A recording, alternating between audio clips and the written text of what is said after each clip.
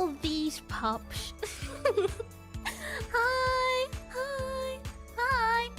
This is the streamer Fido shows the spreadsheet she has on us. I should show you the spreadsheet that I have on you.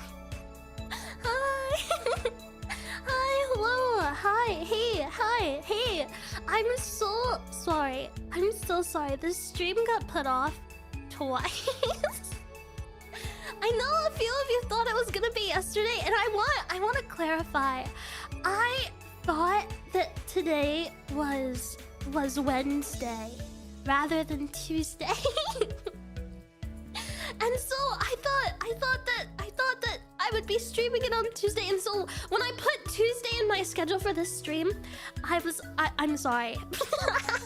I'm sorry. I don't have that much of an excuse. I'm sorry. I got the days wrong. The bad thing about being a little like basement dweller is that realistically I lose track of days. I never have any idea what day it is. It's so bad. It's so horrible. My schedule is the only reason I know. Done with your Overwatch time? Yeah, I played Overwatch like half an hour before what am I saying? Why am I speaking bad? Where is my English? I want you to know English is my first language. Some might even say it's my only language. But those people would be wrong because I kind of know Spanish now. But barely. Barely. I think saying that I know Spanish is like giving myself too much credit. I'm on day 100 of learning Spanish. The problem with it being day 100 of learning Spanish is I think that around day 70, I like stopped doing lessons and have only been doing practice because practice is just so much quicker. So... So it's like I'm not learning right now. Right now I'm at like a stagnant beginner, which is really bad. But at least I'm not like losing track of where I was. You know, I think that alone is a win. I think that alone is a win. That at least I'm not losing my progress. I'm just not gaining any progress. I'm just not gaining any knowledge. Whoa! Hi Tunes, hi Katya, welcome in. Hello everyone. For those of you who don't know, my name is Fangsie Fido. I am actually I'm one of Katya's chapter mates from Equilibrium and Variance Project. And wow. Hi rats. You know, sometimes I'm always grateful for when Katya raids me because I adore her, but I hate you. I hate you. And if you ever come to Zion, you're getting arrested on the spot for being around. I want you to know that. If I catch you around my parts, you tunes, I'm arresting you. I'm arresting you immediately, okay? Immediately. You're not getting out of this. You're going straight to jail. I don't care how much blackmail Katya has on me. Jail. Get jailed. All What if I just jail every single rat? Sometimes I feel like kind of like rude for calling you guys rats, but I know that's what you are. But I feel like it's a slur, you know, and rat. You know, like I I feel like if I'm not saying it with my whole chest, it's like wrong. She has blackmail on you, doesn't everyone, bro? No! Don't you freaking start this! Get out! Get out!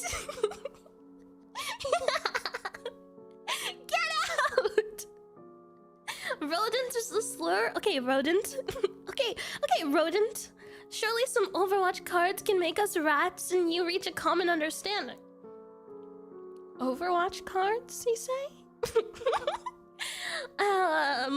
You know what? Actually, I think Zion welcomes you with open arms, guys. I love rats. Rats are actually my favorite rodents, okay? Rats are my favorite rodents ever, okay? Ever. Rats are my favorite rodents. Rats are suddenly my favorite rodents. I've never had anything against you guys. In fact, I've actually always loved you. You know, I'll take you in as my own. I've always adored you guys. What?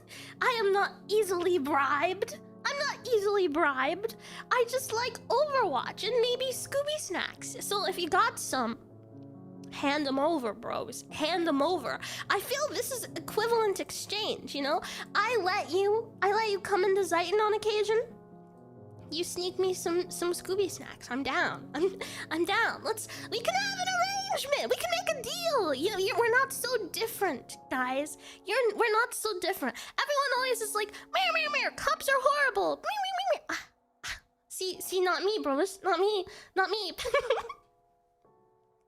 Traitor! What do you mean, Pup Force? You don't listen. There's literally no such thing as propaganda. I've told you this a million times. I will say it again a million times. There is no such thing as propaganda. You're either with me or you're against me. And that's all. I always knew the police was corrupt. Who cares?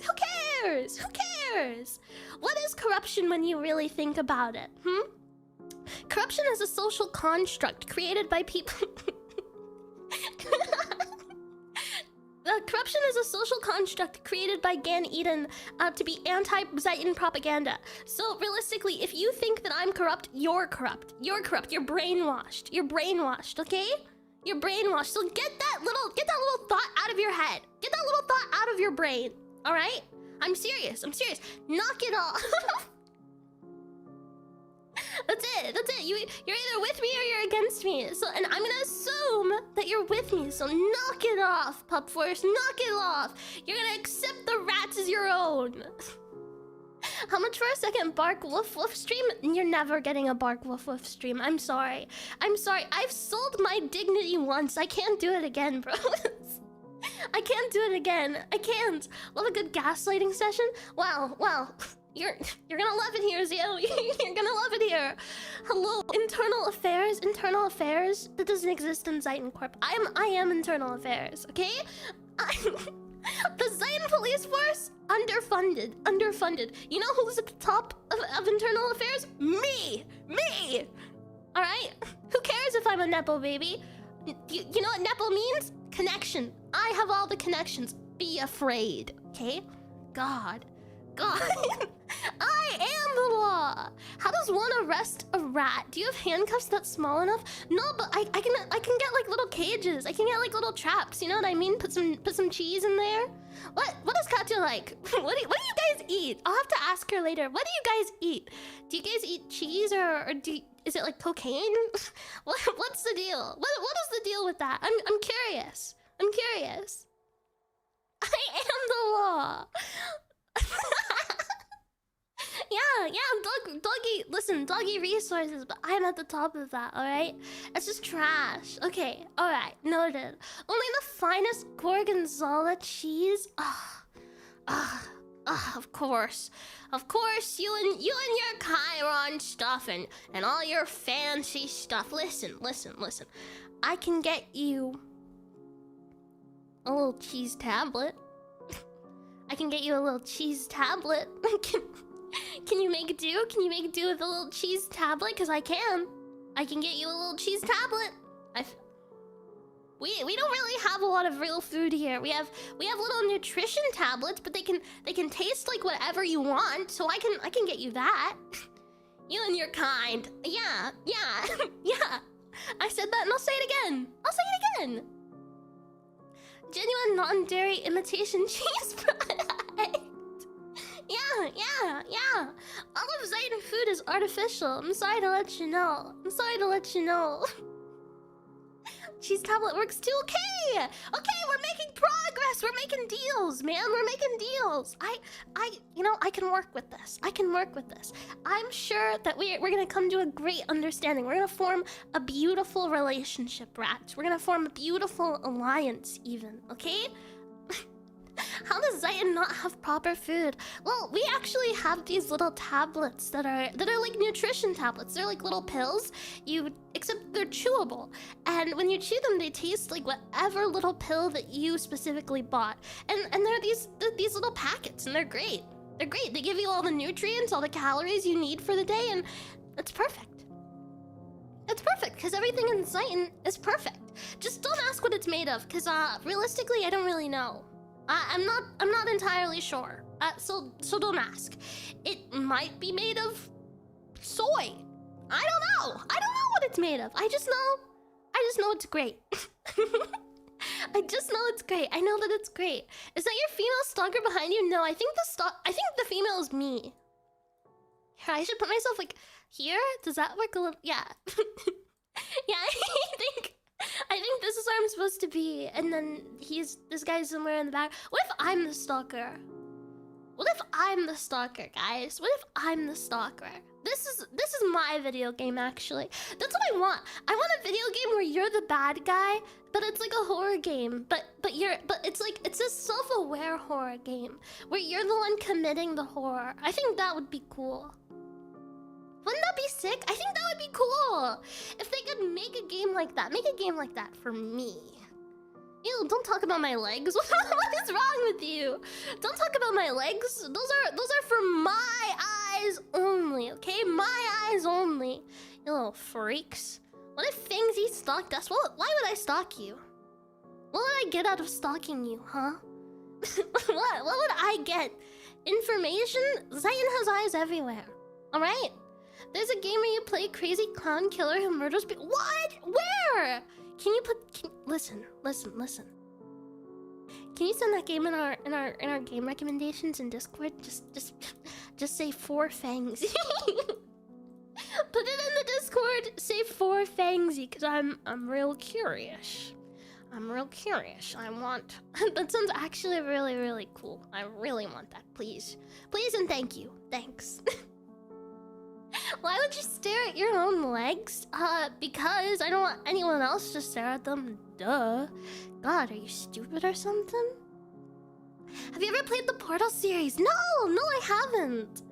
I think you need 8 people. Oh, for the clown game? I see. I can find 8 VTubers to play that with me, I think. I can do that. Or at least I can try. I can try. I feel like I could do that. Portal 2 collab? Yeah! That would be so cool. That would be so cool. Is it Killer Clowns from Outer Space? I love that game. Is that the game that we're talking about? Because I actually love that game. That's such a cool game. I also really liked Friday the 13th before it like died. You know what I mean? Does anyone remember that game? Cause man, oh man, I love that game. Unironically, I am obsessed with that game. I could play that game for hours. I think there's been multiple times where I have just sat and played Killer Clowns from Outer Space for like 8 to 6 hours. It's so bad. It's barely living, yeah. Unfortunately, it died fast. It's because realistically, Dead by Daylight is like the biggest competitor for it, and Dead by Daylight is like constantly getting IPs and deals and stuff like that. So unfortunately, as much as I love Killer Clowns from Outer Space, it never had a chance. It never had a chance. Dead by Daylight killed Friday the 13th, and they tried to do it again, and it didn't have a chance, bros. It just didn't have a chance. Have you played Crawl? No. Have you tried or played Party Hard? There's a project in the works by the OG Friday the 13th game? Oh, what is it? What is? Is it of similar caliber? I say that because realistically, it's like I said, like, I hate to say it, but Killer Clowns from Outer Space never stood a chance. It literally just never stood a chance. It was murdered. Dead by Daylight murdered that entire genre of games. It's like FNAF trying to compete with like Poppy Playtime. It's like sad because like it started that kind of era of game, and I think it was a really good competitor.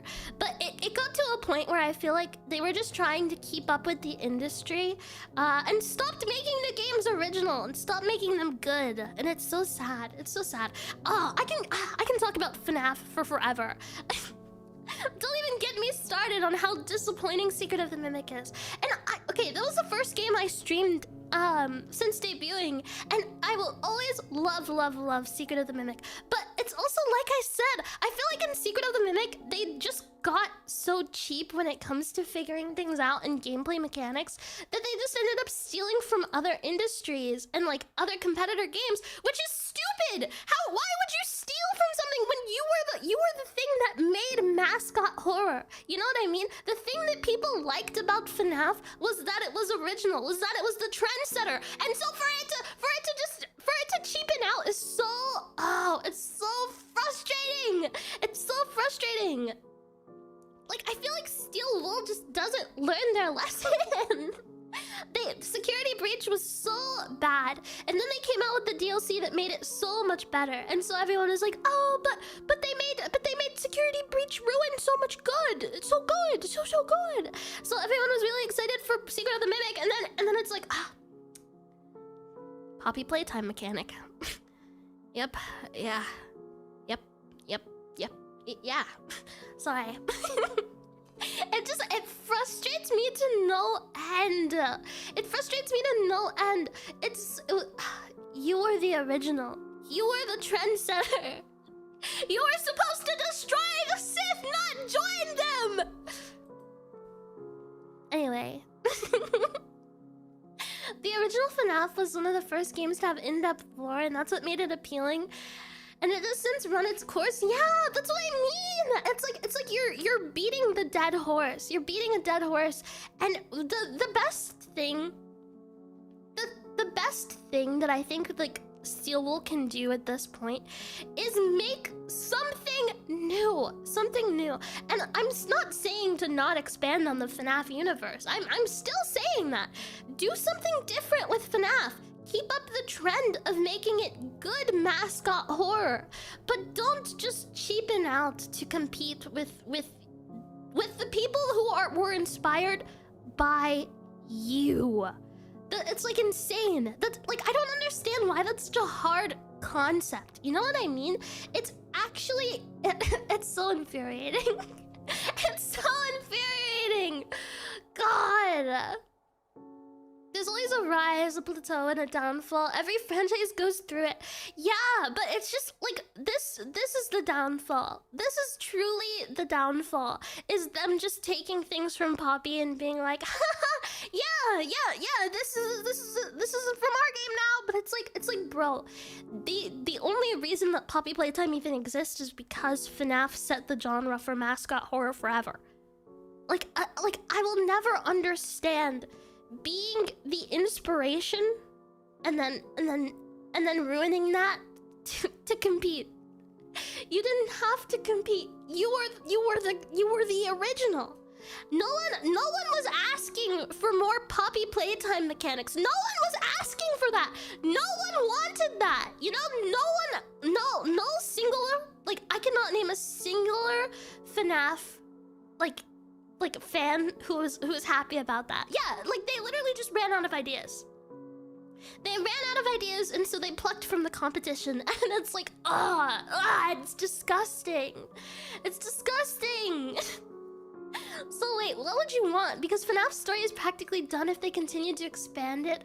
Would it start breaking apart Secret of the Mimic and Security Breach, mainly tying up loose ends? See, I unironically think that they could have done a lot more with the Mimic in general, rather than like the whole factory murmur how it came to be. Don't get me wrong, I don't think that just because they used a factory means that they were trying to steal from Poppy Playtime. I'm talking about the fact it was a factory. Plus the fact that it's like they had like the little buttons like for the, what's it called? The buttons for the cutouts and stuff like that. It just, even their stories were starting to get fundamentally the same. It was so disheartening to see as someone who's been a FNAF fan for a century now. Forever, for literally ever. It's just so disheartening. It's so annoying. I think what they could have done with the Mimic concept in general was kind of played around more with the inside of Security Breach. You know what I mean? Like, I feel like they could have expanded that route more instead of going back and trying to tell us why the Mimic or how the Mimic and stuff like that. I just think it would have been cooler. I think it would have been cooler for them to fix the game that they broke. Make a better trilogy! It just would have been so much cooler. It would have been so much cooler. It's like watching a shell of its former self. Exactly. Except it's so far removed that it's like, it's not the same at all. It's so far removed that it's horrific. It's so far removed that there's nothing left. In anything, the true Mimic is how disgusting Steel Wool is for ruining the game. Yeah, it got so lost in its own sauce. It got truly so lost in its own sauce.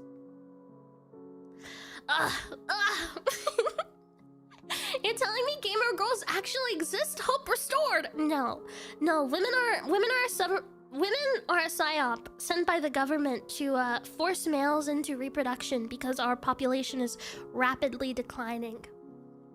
Yeah, the true Mimic was the pain we suffered along the way.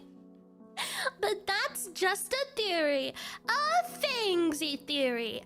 Thanks for watching. Ayo, oh my, are you surprised? Are you surprised?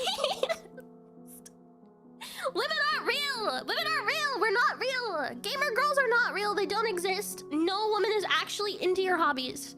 No, obviously I'm kidding. That would require them to actually put effort into it, Fangsie. They don't like doing that. Them barely trying to fix Security Breach because of her Bugs Funny. Like, that's... I hate it. Like, don't get me wrong. I really do think Ruin was a much better Security Breach. I think the Ruin DLC really gave back fans what we were missing. I think the Ruin DLC was great. One of the best FNAF games, quote-unquote games, that we've gotten in a while. I liked it. I think it was good. That's an unpopular opinion, but Security Breach Ruin was good. Security Breach itself, a great idea, overly ambitious, and executed poorly. That's what I think of Security Breach. I think Security Breach itself, again, a great idea. I really liked the general thought process behind it, but I think they executed it so badly. And so when we got Ruin, I feel like a lot of fans were really rejuvenated. A lot of fans were happy. We were happy that we finally got the game that we deserved. And then they ruined it with Mimic. And Mimic itself isn't necessarily a bad game. I'm not saying that it's necessarily a bad game. I had a lot of fun playing it. I really did. I had a lot of fun playing it. I think it was challenging. I think it was fun. But like overall, story-wise, concept-wise, it was such a disappointment. Especially because I feel like Security Breach and Security Breach Ruin were so ambitious that when they did just a Poppy Playtime's knockoff with Mimic, it felt insulting. It felt insulting. It felt like a really quick cash grab. And like we all fell for it, and it was just sad. It was just really disappointing. I thought Security Breach was its own like pocket dimension what if type thing. These game rants are absolutely cinema. You should do your own gaming rantcast. Maybe, but my problem is I feel like I get really hyper-fixated. So FNAF is one of those kinds of games that I can like talk about forever. I can talk about FNAF forever, genuinely forever. I love FNAF. However, when it comes to just like Steel Wool as a company, I'm disappointed. I'm disappointed. It's just sad. You took something that so many people love, and I feel like you ruined it. But that's just me. That's just me, bros. FNAF ended when Scott handed the reins over. See, that's where I kind of agree, but also disagree. Because again, I really liked Security Breach Ruin, and security breach, like I said earlier, I feel like it was a good idea. I feel like it was a cool idea to take it to the next step, have it be this huge Pizzaplex mall location. I thought that was cool. I thought that was awesome. I thought that was a great, ambitious idea. I loved all the designs. I really, really loved the concept of security breach. But I didn't like the game. I played the game and I can have fun in the game, but it's like, it was so buggy, unplayable. We've literally played it on stream. We couldn't finish because we ran into a bug that literally just would not let us end the game. It was so buggy. The puzzles were so impossibly difficult. It was just disappointing. It was just disappointing. And so Ruin I feel like was a step in the right direction of them taking this relatively bad game and making it so much better. Ruin was great, and so I will always love Steelwolf for at least giving us Ruin, and for having the ambitious idea. It was a great idea. It was really, really good of an idea, but they executed it so poorly that I feel like a lot of people lost sight of how good and ambitious of an idea it was. Because that's what I really valued about it, is that I really think that they tried something out of the box, and I really liked that. If anything, that's my issue with Mimic, is that it wasn't outside of the box. My issue with Mimic is that it was just cash grab competition bait. And so I'm just repeating myself. Mimic was unoriginal. Security Breach was greatly original, but executed badly. Mimic was executed fine, but unoriginal. Those are my two problems with the current FNAF universe. I've read all of the FNAF books multiple times. Even with them handing me absolute slop this last game, realistically, I'm still gonna eat it up. I'm still going to that movie next month.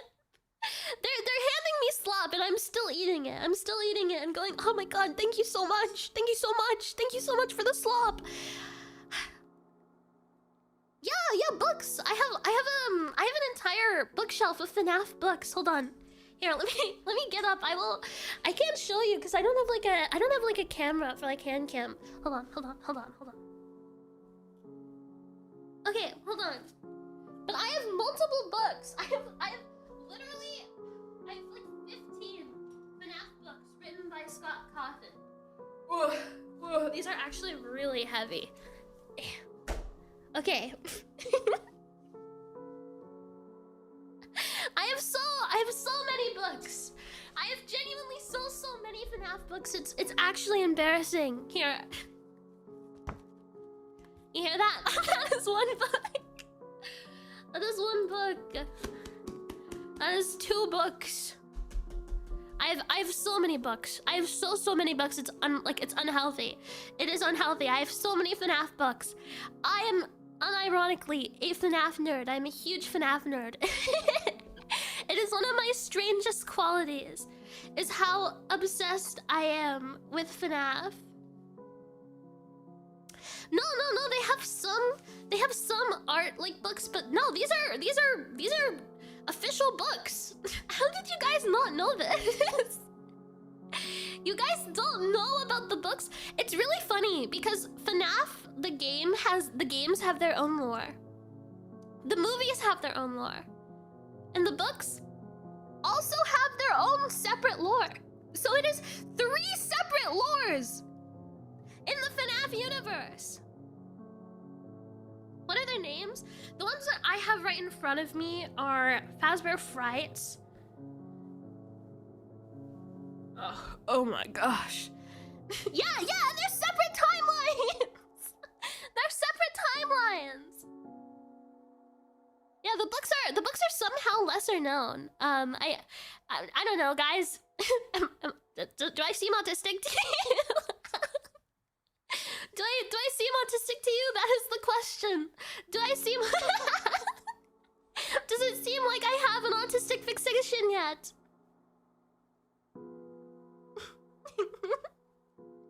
Wasn't there the game based off of the ball pit? Yes, Into the Pit. Into the Pit. Yeah, I have Into the Pit. Hold on. Let me see if it's in this collection, or it might be in my closet. Hold on. I have Prankster, Felix the Shark, Friendly Face, Gumdrop Angel, The Cliffs, Blackbird, Bunny Call. Oh, Into the Pit. Here it is. I love I love the FNAF books. It's so bad. It's so bad. Oh, Step Closer. 1:35 a.m. And Fetch. Fetch is actually the first FNAF book I read, but it's actually the second. It's the second Fazbear Frights in the entire what is it called? Book series? I don't know what it is. It's the first one I read, but it's the second book of the entire thing. And then there's also, but Fazbear Frights is only one of the like the books series or whatever. There are yeah, all of those are FNAF books. All of those titles that I just read to you, all of them are FNAF books. Not just any FNAF books. FNAF books that I own. FNAF books that are sitting on my bookshelf. FNAF books that are literally here, that are literally here, right in my hands, that I'm holding as we speak. All of those titles that I just like read to you are from Fazbear Frights, and Fazbear Frights isn't even the only book series that FNAF has. There are multiple. There are like 3. So I have the collector's edition of Fazbear Frights, and I want to get the other 2 series, but I haven't had the money yet. So one day, I'm gonna get them, and I'm gonna read all of them. And I'm gonna read all of them. Yeah, so those are my books. That's one of my little nerdy fixations. You're welcome, you're welcome. God, what were we talking about before we started talking about FNAF? I told you, it's so bad. I can talk about FNAF forever, for ages. I am such a little fangirl. I can't help it. Oh, yeah, but all of them have like separate like lore. So none of these are like the same characters. What I specifically like about Fazbear Frights, I don't know if the other books do this. I'm sure that they do. But that they give you like 3 short stories in one entire book. And so it's all different characters and like different events, but it's all existing in the same kind of book universe timeline. So you have to kind of put it together yourself, which is really cool. It's really cool. It's awesome for a little lore bro. It's so cool for lore bros. Who's your favorite animatronic? Oh, that's so hard. I want to say Glamrock Freddy. But I also really like Mangle or just like okay, it depends on what game we're talking about. It depends on what specifically we're talking about, because I have a lot of favorites. Okay, so if we're talking about the first game I would say Foxy. The second game I would say Toy Bonnie. The third game, obviously Balloon Boy. Obviously. Well, okay, for the second game, it depends. It depends on Toy Bonnie or Mangle. For the third game, obviously Balloon Boy. for the fourth game, I would say Withered Chica. For sister location, I would probably have to say Funtime Foxy. For security breach, definitely Glamrock Freddy. I want him. Paternally and sexually, take that as you will. What else? I'm not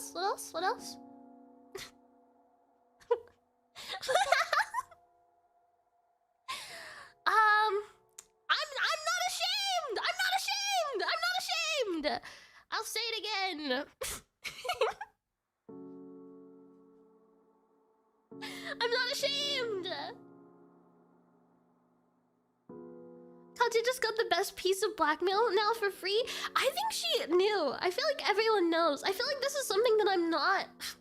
I feel like this is something I'm not, like, what's it called? I'm not good at hiding. I'm not good at hiding. I'm still trying to get over the fact that there are alternate. Yeah. The book universe and also the game universe and the movie universe are all very different. They're all different universes, which is really, really cool. Though, some of the lore does carry over from the books to the games. I don't know if it necessarily carries over to the movie because I love and hate the movie for different reasons. I love and hate the movie for very different reasons. Because I love the movie. Josh Hutcherson's in it. that is my only real reason for loving it, other than the fact that it's FNAF. Though I hate the movie because I feel like also it's kind of like a cheap cash grab and not accurate to the book lore, which is really, really sad to me. Or even the game lore. The fact that it has its own lore is so silly. Like Vanessa being William Afton's daughter. Hello? Where did that come from and why? Why was that a choice we made?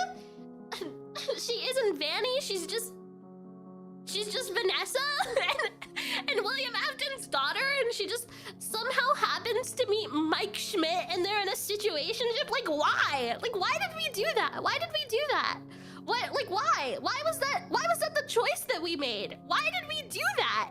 Why? Like, I don't know if this pisses off any other FNAF fans, but like, just again, why? Why did we do that? Why did we choose that? Why was that the choice we made?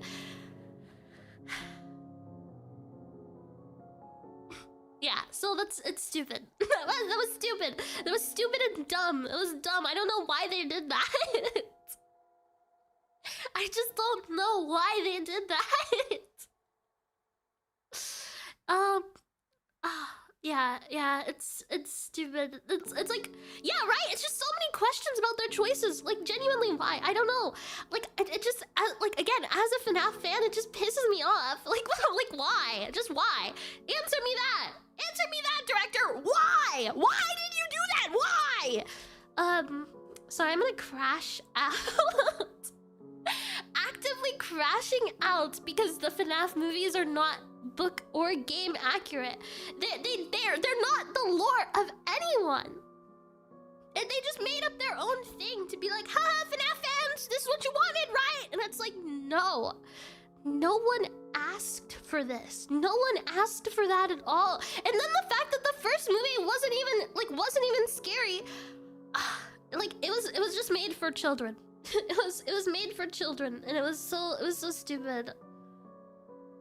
The whole purpose was to simplify and normalize the story for a general audience, kind of like what happened in the Mario movie. It wasn't for us. Yeah, exactly. Like it wasn't made for FNAF fans, which is really sad. Which is really sad because I don't understand why they felt the need to generalize it, because FNAF itself was so successful. It was so successful. The original lore, repurposed into a movie, would have succeeded on its own because it was already something that took the world by storm. It's so stupid. It's so dumb. Everyone loved it. Everyone loved it. Everyone adored it. Who cares if it was from 2014? There's so much stuff that still works. Like for example, the Hunger Games. Everyone still likes the original Hunger Games more than they like the stupid sequels that they're making. Yeah, so it was stupid. It wasn't made for FNAF fans, and it pisses me off. It pisses me off. Did you like the FNAF-like movie with Nicolas Cage? I actually liked that movie more than I liked the FNAF movie. And don't get me wrong, again, I still like the FNAF movie because Josh Hutcherson's in it, and I love Josh Hutcherson. But it's just, again, like, they didn't make it with fans in mind, and I'm always gonna be a little salty about that, I think. I'm always just gonna be like a little mad. I'm always just gonna be a little mad. But yeah, Willy's Wonderland was like better. Willy's Wonderland was better than the FNAF movie. And I'm gonna say that with my full chest. It was better. It was just genuinely better. They had an established story and lore and a plot line, and they didn't make use of either. Yeah, exactly. They had everything laid out for them for success. The FNAF movie would have taken the world by storm. They already had lore. They had a plot line. They had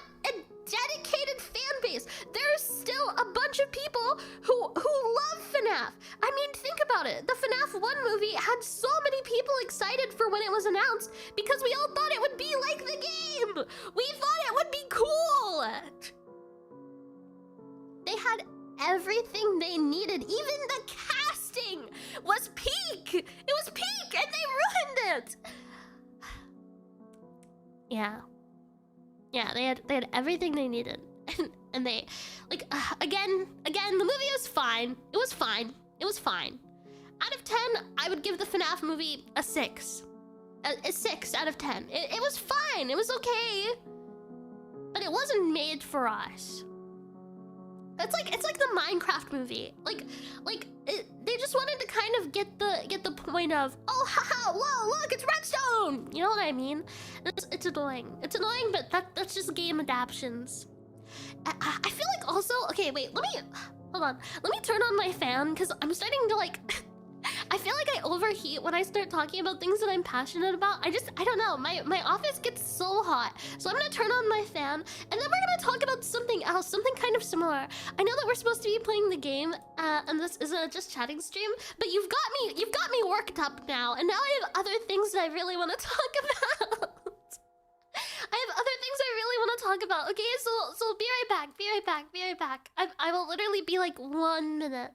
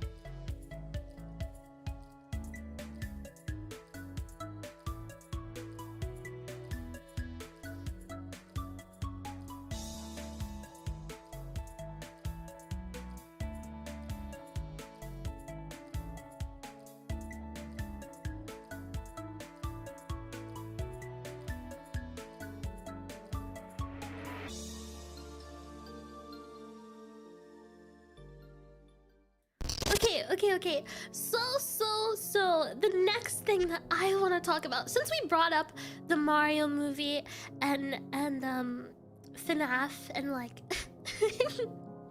and stuff like that, I want to talk about Disney. And maybe I'm not the best person to talk about. Maybe I'm not the next, like, maybe I'm genuinely not the best person to talk about, because I'm gonna be so for real, I've never been like one of those like Disney fans. You know what I mean? I've never been a big Disney fan. I've never been like, oh haha, I love Disney. Like I've that's just never been me. I don't mind Disney. I don't mind it. I think that it's cute. I think that it does its purpose. But has anyone else noticed how bad Disney has gotten? Like I don't know if genuinely I'm going insane, but I feel like it is actually bewildering how much Disney is changing and how horrible it's getting. And the thing that brings this on for me is the Lilo and Stitch movie, because I have a little cousin, and it's this little girl, and we're gonna call her Paisley. We're gonna call her Paisley. And so I took Paisley to go see Lilo and Stitch, and so I went to watch it with her because, you know, like, I can't just leave the kid in the movie theater. That's messed up, you know? And so I take her, and the entire story is changed. The entire story is changed. Everything's different. The characters are, like, some of the characters are just gone. and like everything's different. Like Nani ends up like giving her up to like for adoption to go to college, and the entire Ohana Means family thing is just totally like changed horrifically.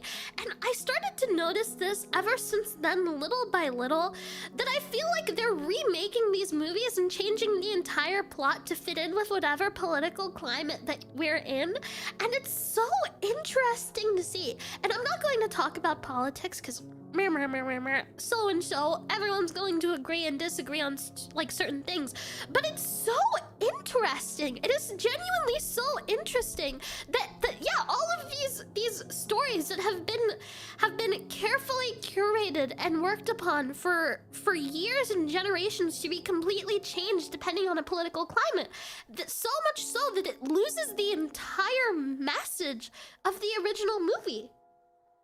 And that's so interesting to me.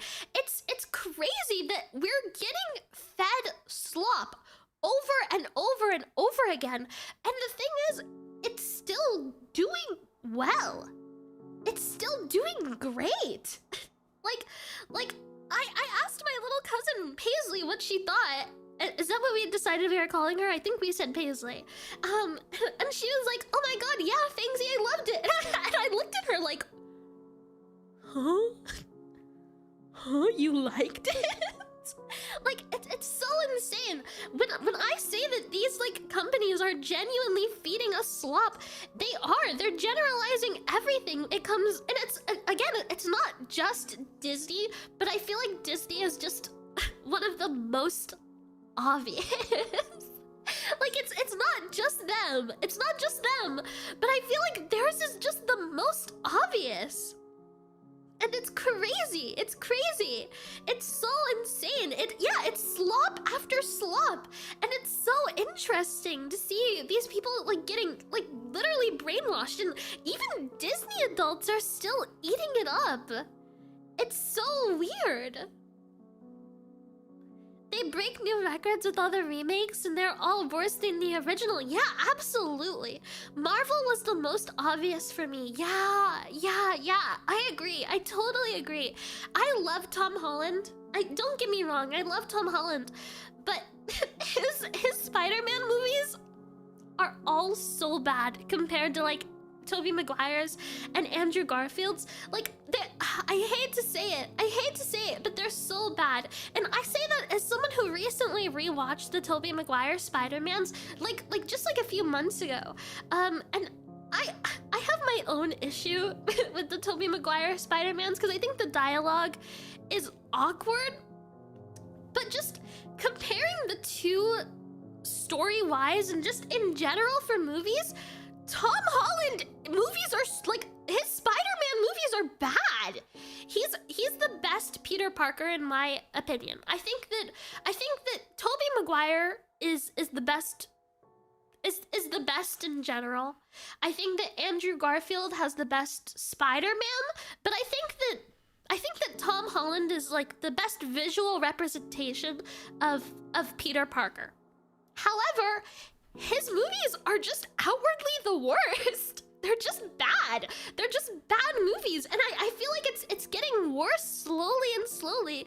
We're getting filled so much slop, and I think that it's just really interesting. I think it's really interesting how the movie industry is changing, because it used to be about art. You know, it used to be about art. Tom Holland is the best young Peter Parker. Yeah, and that's what I'm saying. I feel like he is the best young Peter Parker. But in general, his movies are awful. his movies are bad. His movies are like horrifically bad. I can't sit through Homecoming. I genuinely cannot sit through Homecoming. I think it's just so bad. I think it's just a bad movie. I don't think it was fun to watch at all. And it's like, I feel like his Spider-Man reiterations are just worse. And I love Zendaya, but MJ? her character? What? What were we doing? Why? Why did we do that? Genuinely, why? This is what I mean. They're changing the stories, they're changing the characters, and it's all just gross.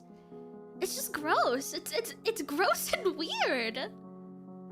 It's gross and weird, and I don't get it. I don't understand why we're doing this.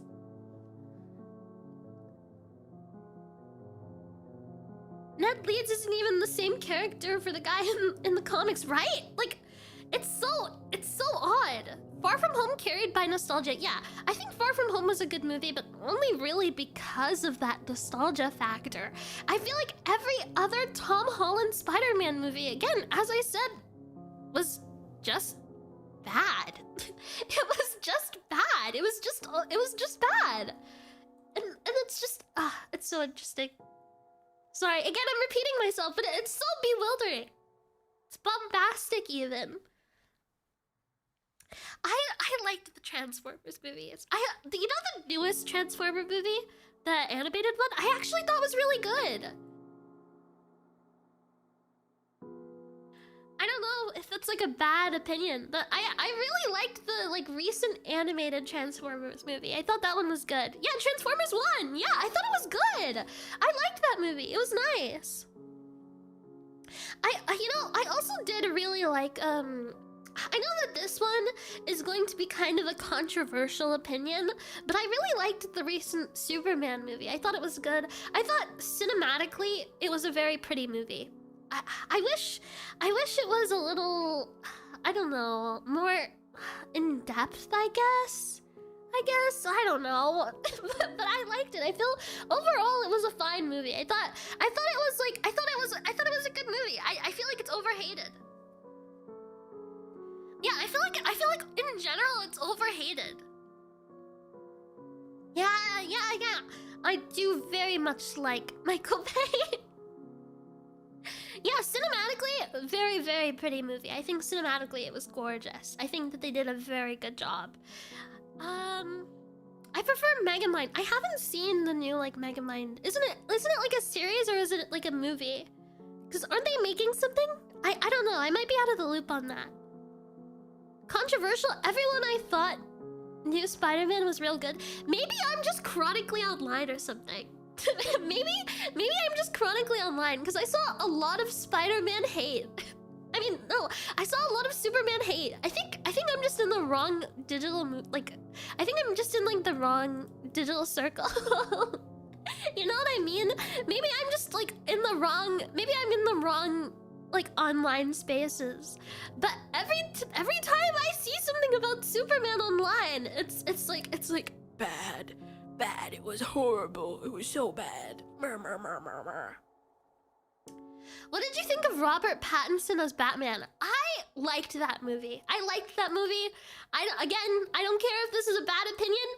I liked it. I really liked Robert Pattinson's Batman. I thought it was fun. I thought it was a good movie. When I first watched it, I kind of had like a hard time getting through it, but I really liked it. I liked it. I'm a very like, what's it called? I'm a cinephile. I love movies. I love movies. I love talking about movies. I love thinking about movies.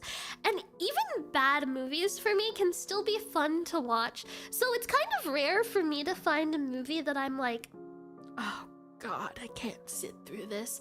But Spider-Man Homecoming was that for me. Tom Holland's first Spider-Man movie, I could not sit through it, bro. I just was bored. I was bored. I didn't like it. Robert Pattinson as emo Bruce Wayne was great. Yeah. That's what I'm saying. I really liked him as Batman. I had a lot of fun with that movie. I thought it was good. It could have definitely done with more seriousness, but Mr. Terrific was way too cool. Oh, yeah, you're so right. You're so right. It's been fun. We'll have to go. Got a friend calling me. Take care and see you next time. Thank you so much for coming in. Thank you for staying so long. Yeah, I feel like a lot of the rats have stayed with us. Thank you for listening to my stupid rants. Thank you for listening to my stupid rants about movies and games and stuff like that. Because I feel like again, it's sad where the movie industry is heading because I feel like we're just getting a lot of slop.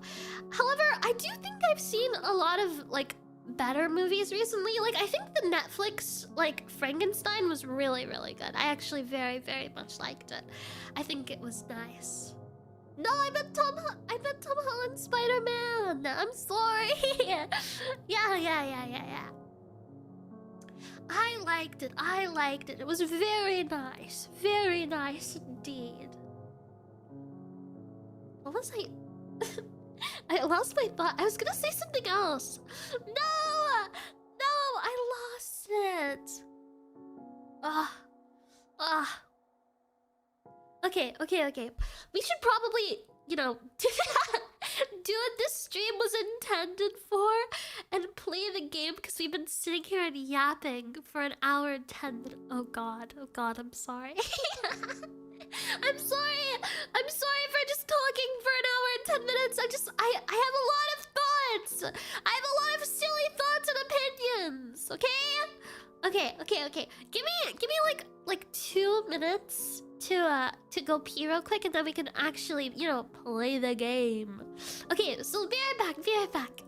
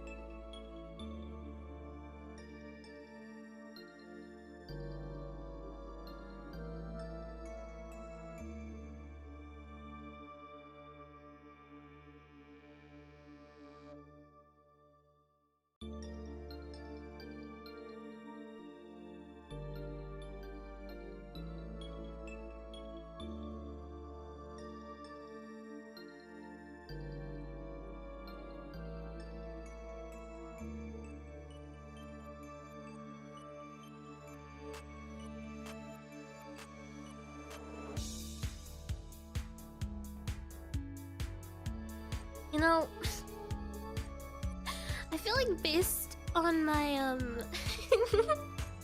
I feel like based on my bookshelf alone, people would get such different impressions of me.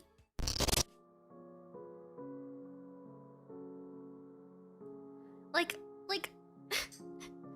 just looking at my bookshelf alone, and I feel like people would get such interesting impressions of me. I have like okay, my bookshelf right now has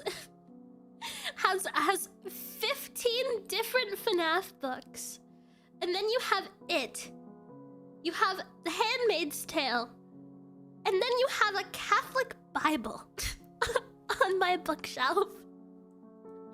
I'm not Catholic. I'm not Catholic. And that's on my bookshelf. I have such I just have like a random assortment. I have such a random assortment of books. I have such a random assortment of books. I feel like looking at my bookshelf, you would assume that I am someone totally different. Not Catholic yet. Whatever you say, man. Bible besides animatronic art. Yeah, you have Bible, radical feminism, and then FNAF. And it's all just FNAF.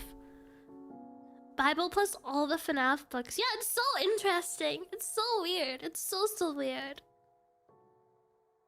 I'm not much different. I have 3 graphic novels, 2 mangas, and then 2 40k books. Are all like? Does anyone who reads just have like strange books? Handmaid's Tale honestly seems more like a fetish book.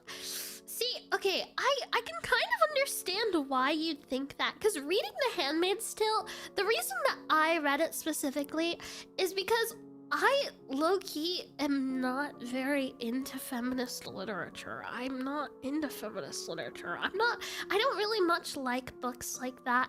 But I think it was just an interesting concept. Especially with the kind of birth rates declining the way they are. I like to read perspectives outside of my own sometimes. And I noticed that a lot of people who think differently of me kind of love The Handmaid's Tale, and so I wanted to read it just to kind of see and peer into ideology that's a bit different than mine. Yeah, exactly. I view it as a concept rather than what's it called? I don't know. A lot of people treat The Handmaid's Tale like it's like a whoa, this is definitely gonna happen, or some other people see it as haha, liberal agenda, you know, which is so interesting. Because I think it's neither of those things. I think it's a concept. I think it's a concept that someone made up that I think is interesting to explore. Just actually, I don't want to say that. I think it's a concept that's interesting to explore. Treating it like a concept rather than reinforcing their beliefs or ideologies. Yeah, exactly. So I read it as a concept just because I think it's interesting. I like knowing how other people think outside of me. So I read that, and I wouldn't say it's a fetish book. I think that in some times it does get weirdly sexual when it definitely doesn't have to. I think within the first few paragraphs, there's this paragraph that stuck out to me because it was this girl looking at the cashier, and she was like, yeah, he wants me. But she went into detail about how they think that he wants her, and I remember thinking, bro, he's holding the door open for you. You know? And so I definitely think, I can definitely understand how some people would think it's a fetish book. I definitely can see how some people would think of it that way. However, it's a concept. I think it's a concept in general, because the whole thing about The Handmaid's Tale is it's basically this version of reality where our birth rates decline so bad, and people fear that God is punishing women for being promiscuous. They fear that God is punishing women for being promiscuous, and so the birth rates are rapidly declining. And so how it creates this entire war and this new country and nation and stuff like that. And it's all about the start of this whole fictional nation and how women are treated in this universe. And so I think it's really stupid. I think it's really stupid to be like, oh yeah, this is where society is heading, because no. No, it is not. No, it is not. The entire thing in the book that starts this nation is that God is punishing women for being promiscuous. So he takes away women's, what's it called? Ability to procreate. So it's mostly 90% of the female population is unable to have kids anymore. And so that's the entire ideology behind The Handmaid's Tale. That is the entire concept, is that women were unable to produce children anymore. And so that's what society goes to if that were to happen. That's not going to happen. That's not gonna happen. So it's idiotic for people to treat it like it's gospel, because it's just not. Because it's just not. It's just a dystopian story. Yeah, it's just a dystopian story. That it's so stupid that people, like, again, just think of it like that. Because the whole point of it is that it's dystopian. Is that this is a reality that is highly unlikely of ever happening. The reason that birth rates are declining right now is because people don't want to have children, because having children is unfortunately inconvenient. You know, it's hard to raise kids because everything costs higher, and you know, there's all kinds of stuff with feminism, and a lot of feminists don't respect women staying home, and it's a lot of like internal fighting when it comes to societal expectations for women and feminism. And even just the idea of feminism as a whole, I think is very like fought upon. Because in my perspective, and I say this as a woman, in my perspective, feminism is the belief that women and men should be treated equally. That's it. That's all, you know? That's what feminism is to me. However, some people think that feminism means that women should be above men, which I think is not feminism, because that's misandry. That's different. That's a totally different thing and a totally different ideology. That's not feminism. But because a lot of people don't understand that misandry isn't feminism, a lot of people that consider themselves feminist will fight about whether or not misandry is feminism, when it's just not. When it's simply just not. It also comes down to, like, feminism to me is like the choice of being able to stay home and be like a housewife. Like, if you want to be a housewife, cool. cool and awesome. I don't care. I think that's awesome. If you want to stay home, take care of children, do it. Who cares? I don't think it should be shameful for women to want to take on maternal roles, but some women feel like it is shameful to do that, which I think is just so strange. It's so strange and stupid. I feel like I'm getting too political, and I don't want to get political.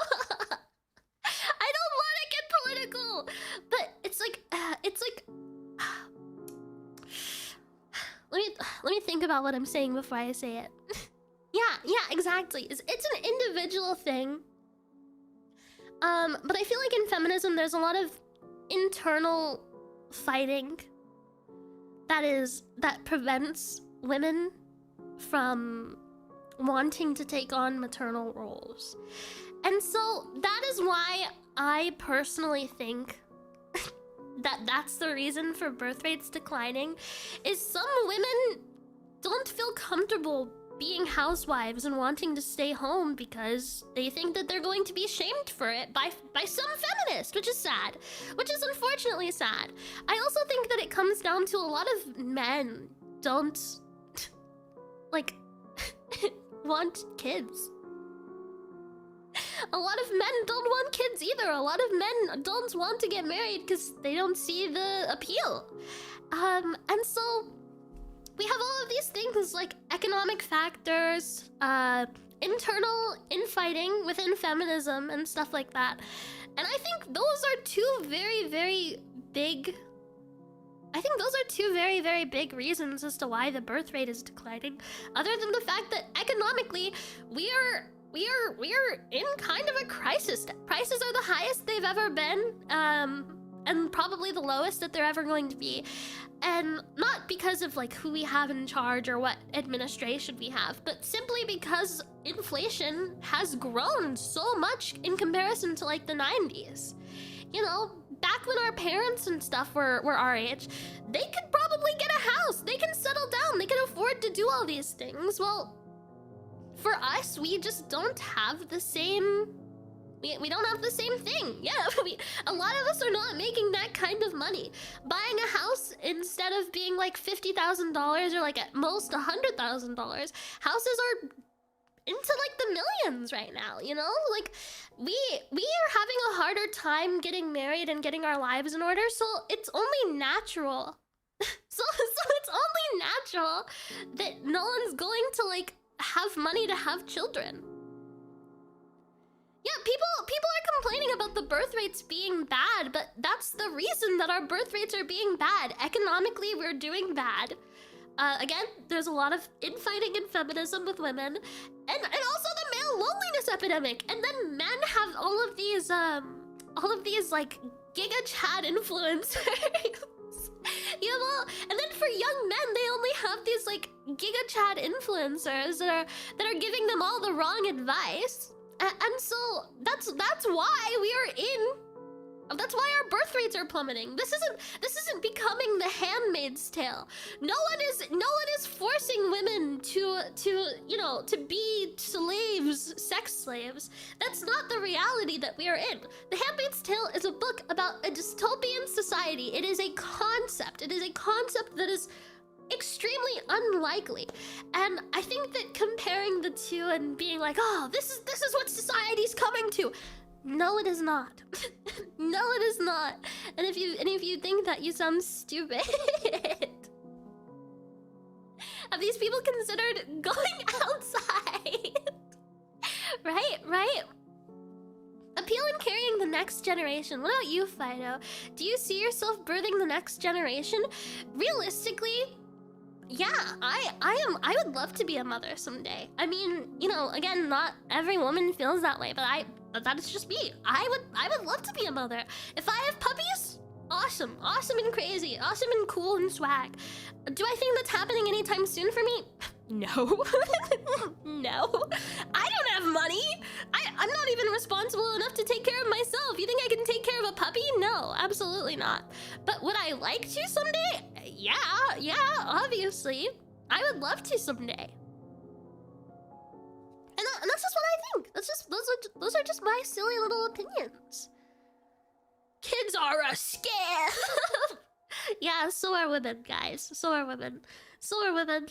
Don't take my GigaChat influencer. He's telling me how to invest in crypto and get big and grind so hard. I retire at 29. Oh my god. Okay. Guys, I hate to make this a just chatting stream, but I feel like we're just making this a just chatting stream. It's been an hour and 30 minutes and we haven't played the game. But I have so much to talk about. I have so much more to talk about. Okay, you know what? You know what? I have more to talk about. Do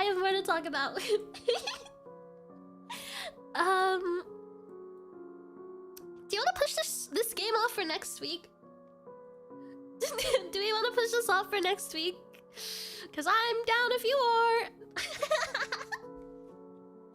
I'm down for you are. I'm having fun. I'm having fun yapping. I'm having fun. And also, I have more to say. I have more to say, especially on male influencers specifically, because I have so much to say, because I have so many thoughts. I have so many thoughts about this. Yeah, she's just been staring at us this whole time. We've been yapping for an hour. Here, let me start a poll. I'll start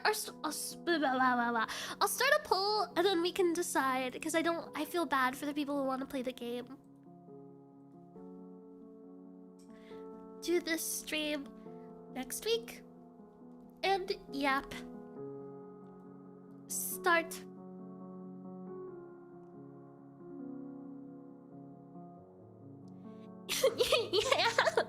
Yeah, we could just call this women's opinion. Because I really do have so much I want to talk about.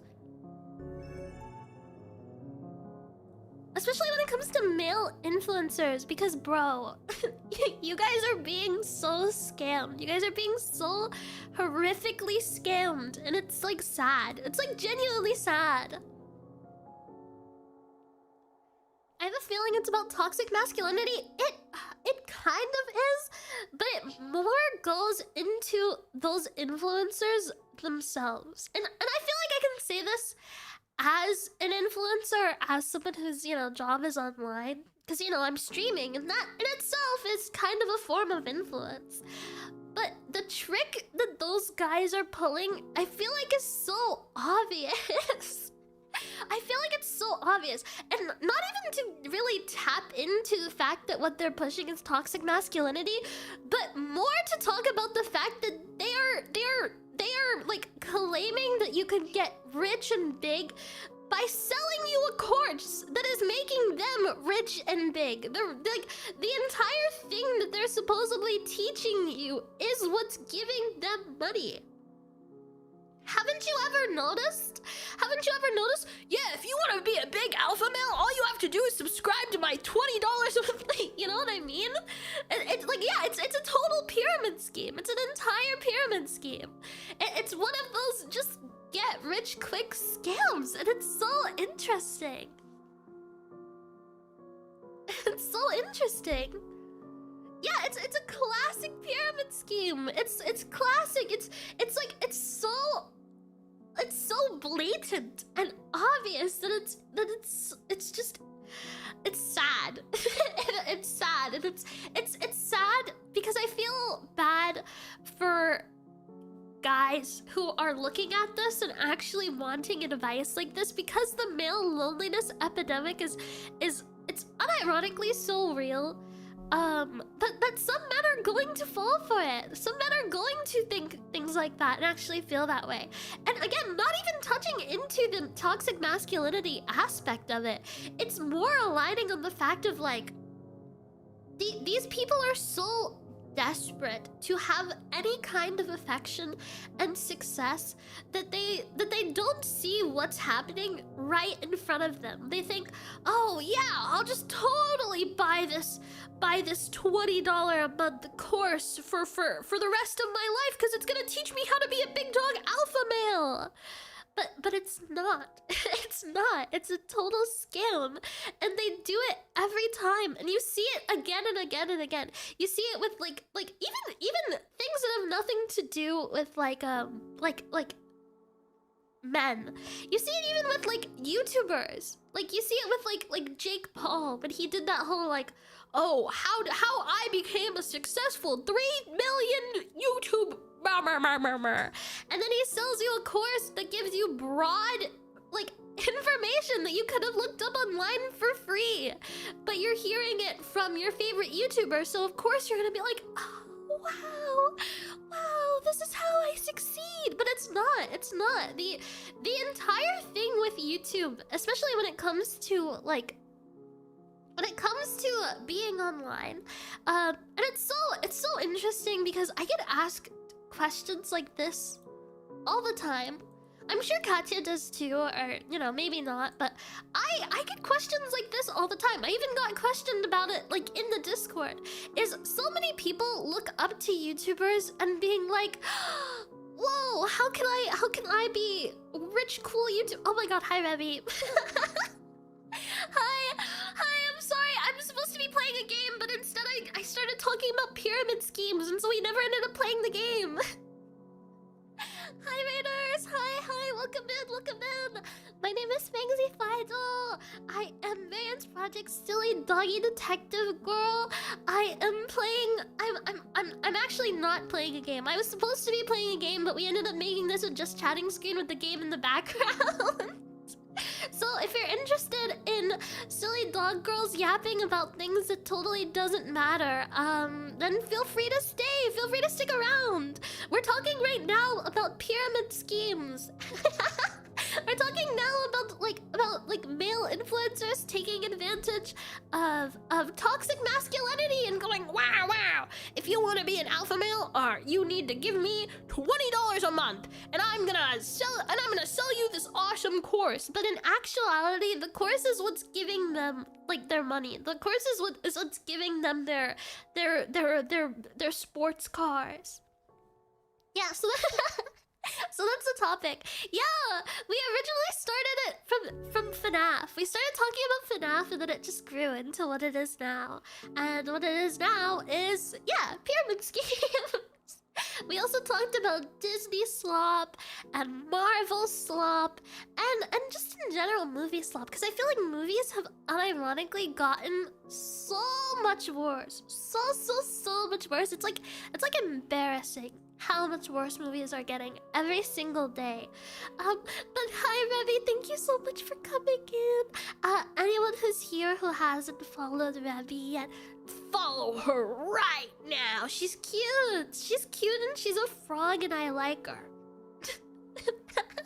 She's cute and she's a frog and I like her, okay? That's all. She's awesome and I like her. I wanna kiss her and stuff. You're welcome. You're welcome. Anytime. Anytime. Oh my god, what was I saying? I got distracted by cute girl. Where were we?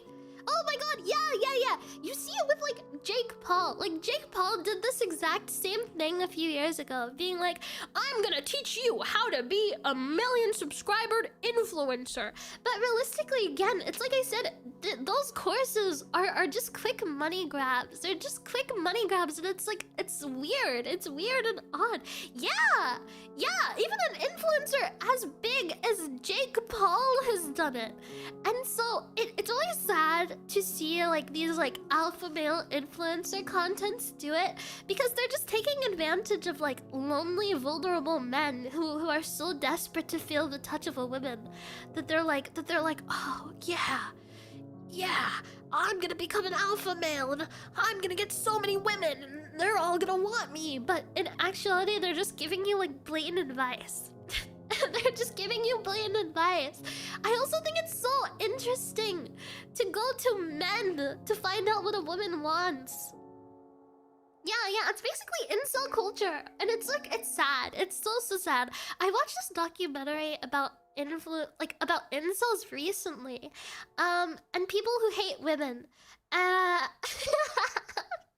I realized that so many, like, men who are incels hate women not because we are women or not because we're necessarily easy to hate, even though I definitely do think some of us are, just like any human being in general.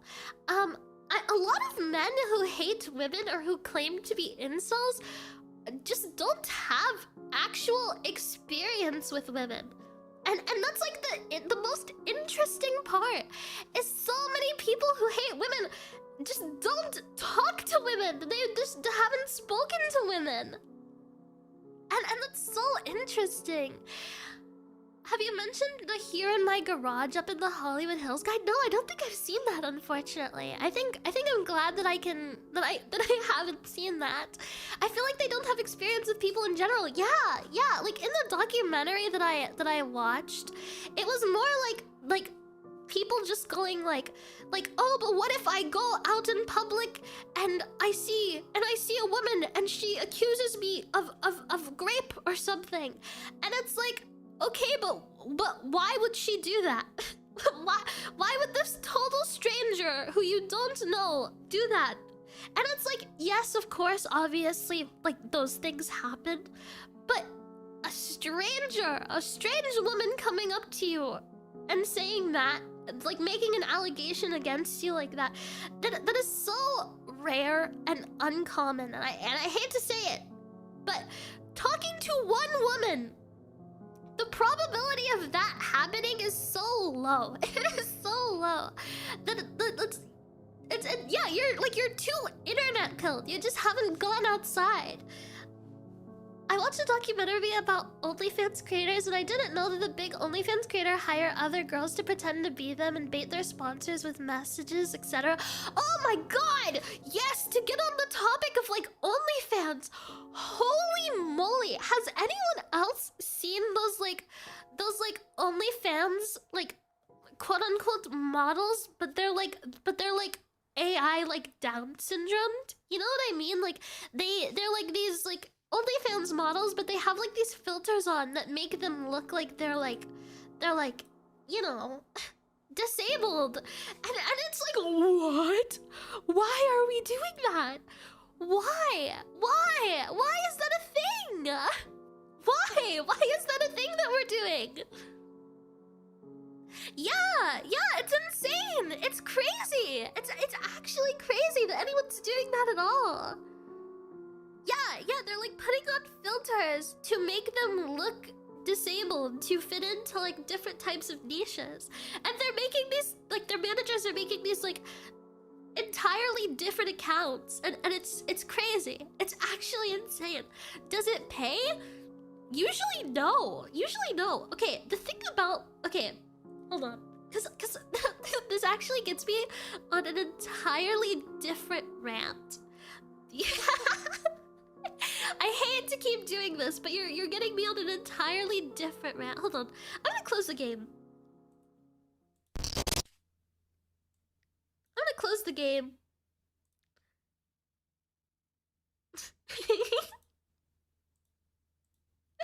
Okay. We're on an entirely different rant now. Because you know, needed and necessary. Hold on, where's the chat box? There? Yeah. Okay, so to talk about OnlyFans, while we're here, because I have my own opinion that I feel like a lot of people completely overlook,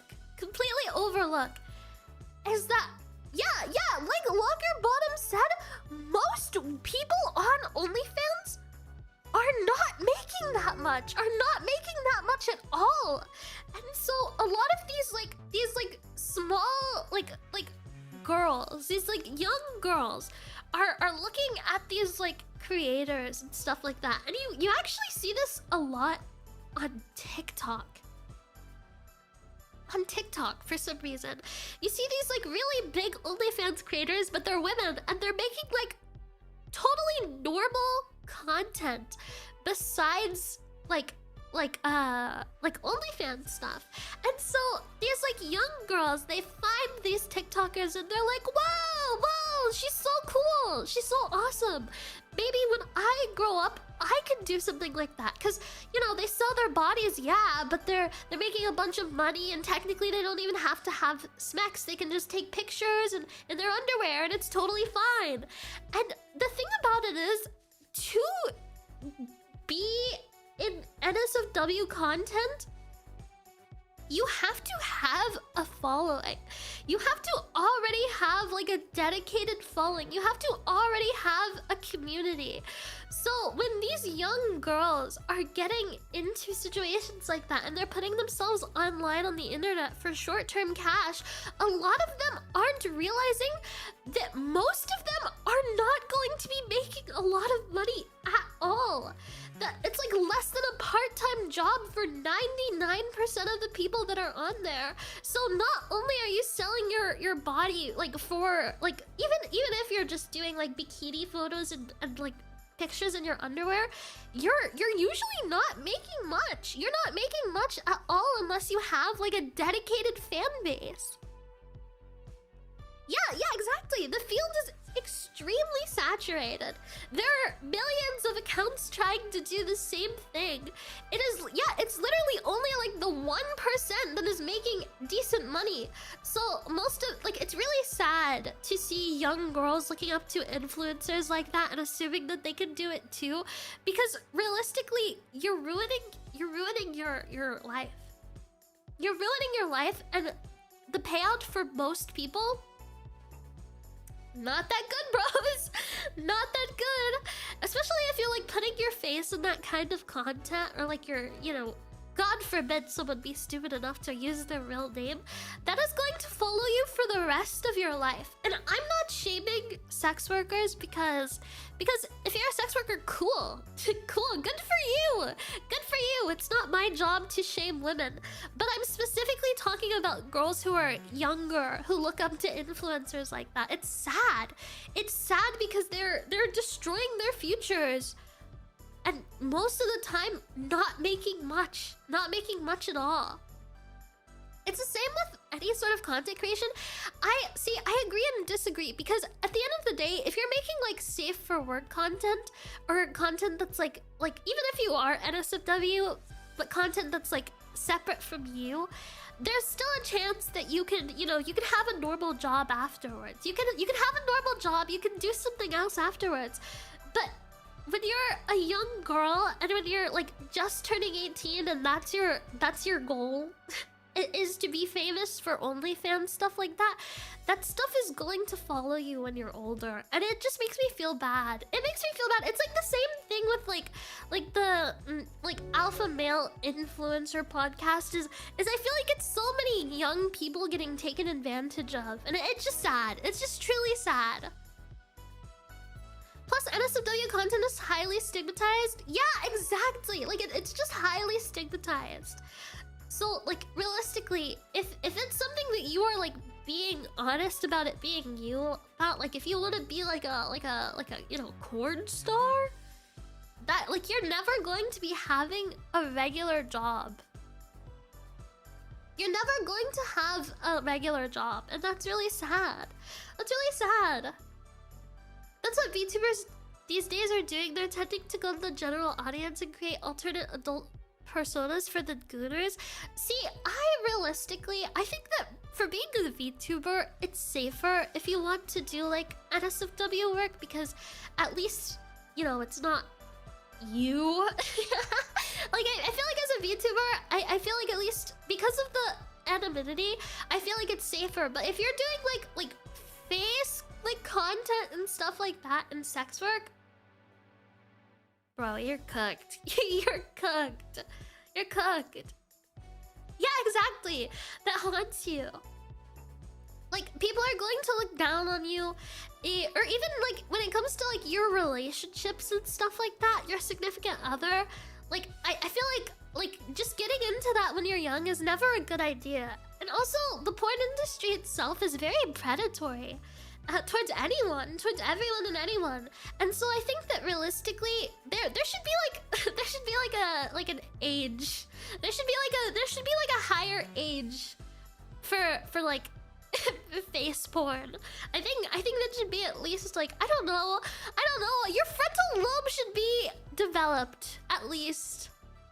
Like, that's just my opinion. That's just my opinion, because like if you're getting into something so young, like, you're not going to realize how that's going to affect you and everyone around you for the rest of your life. And it just makes me sad. It makes me sad for them. Yeah, and it makes like future relationships more difficult. With a VTuber, it's just your voice and your persona, so I feel like that's not so bad. The minimum age is 18. Yeah, the minimum age is 18.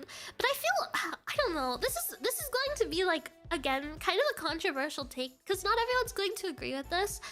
But when you're 18, you should not like obviously, yes, you're an adult, but at the same time, I don't understand why people expect 18-year-olds to have their entire lives figured out.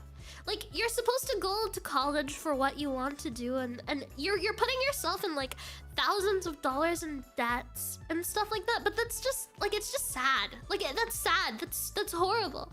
When you're 18, you don't know what to do with your life. You're a teenager. You're not supposed to have it all figured out. You're barely an adult. Yeah, exactly. Like, I was an idiot at 18. We were all dumb. We were all dumb, and yeah, obviously that person is an adult and they could do whatever they want. But I do not think 18-year-olds should be able to do like porn. Like actual porn. I don't think 18-year-olds should do that. I don't think they should be allowed to. Because again, you're young. You're so young, and your life is just starting. And doing that life, like doing that work, can affect you for the rest of your life. I didn't know what I wanted to do when I graduated, so I just did the basics and worked until I did know. Yeah, and I feel like that's how it should be. I feel like that's how it should be. 18, you're barely an adult. You're still figuring out what you want to do. I know some people need you to be 20 to 21, like, to be able to drink. Yeah, that's the same in the US. I feel like that should be what the minimum age is for the porn industry. I think it should be 21. I think it should be 21 at the very least, because even at 21, you know, your brain isn't fully developed at 21. You know, your little frontal lobe isn't even developed at that age. You're not even fully done growing at 21. So at 18 is horrendous. Getting into sex work when you're that young is awful, and I think it's bad. I think it's bad, and don't do it. Don't do it. Don't do it, please. Please. Yeah, so that's what I think. The classic mother is an OnlyFans creator, son or daughter gets bullied in school. Yeah, exactly. And also your children. Your children are gonna like if you ever have kids, they're going to get bullied. I think that like so I don't know, bros. I don't know. I think in general, getting into sex work is damaging to A, the soul, B, the mind, C, the body in general. I personally, it's like I said before, I don't mind sex workers.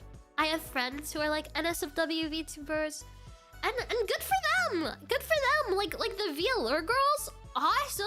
Do you see how well they're doing? Freaking amazing, and people love their content, and I think that's awesome.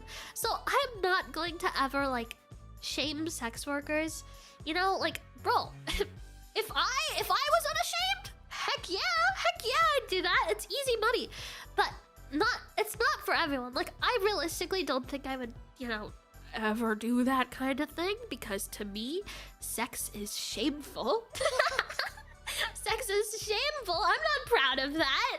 I don't understand how people can be like I've talked about this before. I don't understand how people can be like openly sexual, because that stuff is cringy to me. Like, that's cringy.